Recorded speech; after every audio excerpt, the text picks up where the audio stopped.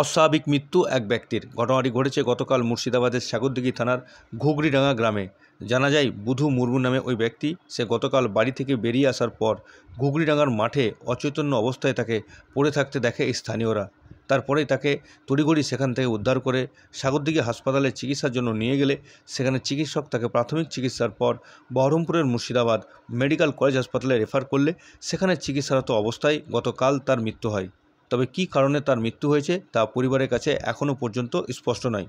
সঠিক মৃত্যুর কারণ জানার জন্য তার মৃতদেহ আজ সকাল 7টা নাগাদ ময়নাতদন্তের জন্য পাঠানো হয় বহরমপুর মর্গে। তোমাদের লোক তো ভর্তি করেছি, তোমাদের পেশেন্টটাকে দেখিয়ে যাও। আচ্ছা, আমি ওদের জামাই তো দিয়ে ডেকেছিল, ব্যাস এটাই গিয়েছিল। তোমার কি অজ্ঞান হয়ে পড়েছিল নাকি? হ্যাঁ, অজ্ঞান হয়ে পড়ে গেছে, দিয়ে অজ্ঞান ভাবেই নিয়ে গেছিল হসপিটালে? হ্যাঁ, দিয়ে আমরা ওই রকমই দেখেছি। কারা ফোন করেছিল তোমাদেরকে? ওই আমার ওইখানকার লোকই ফোন করেছিল, ওর শ্বশুরের মোবাইলে। আচ্ছা, দিয়ে ওইখান থেকে নাম্বারটা পেয়েছিল, দিয়ে ওইখান থেকে আমাদেরকে ফোন করেছে, ব্যাস। হসপিটালে ভর্তি হয়েছিল? হ্যাঁ, ভর্তি ছিল হসপিটালে, সাগরদিঘি। তারপরে মেডিকেলে নিয়ে এসেছে? হ্যাঁ, দিয়ে ওইখানকার দিদিরা ডাক্তাররা বললো তোমরা ওইখানে নিয়ে যাও। মেডিকেলে? হ্যাঁ। যে কখন মারা গেছে? কখন মারা গেছে মনে হয় 4টার দিকে। কি নাম যে মারা গেছে? বুধু মুর্মু। কিরকম বয়স?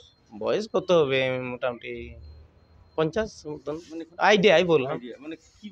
কিভাবে মারা গেল জানতে পারলেন না, কিভাবে মারা গেল বুঝতে পারা গেল না? সেটা জানতে পারিনি। তোমার নাম কি? নিমাই মুর্মু। আর যে জায়গাটায় পড়েছিল ওই জায়গাটা? ওইটা জায়গা আমি অতটা চিনি না। কি বলে? ওই ঘুগরিডাঙ্গাই বলে। ঘুগরিডাঙ্গা। হ্যাঁ, ব্যাস।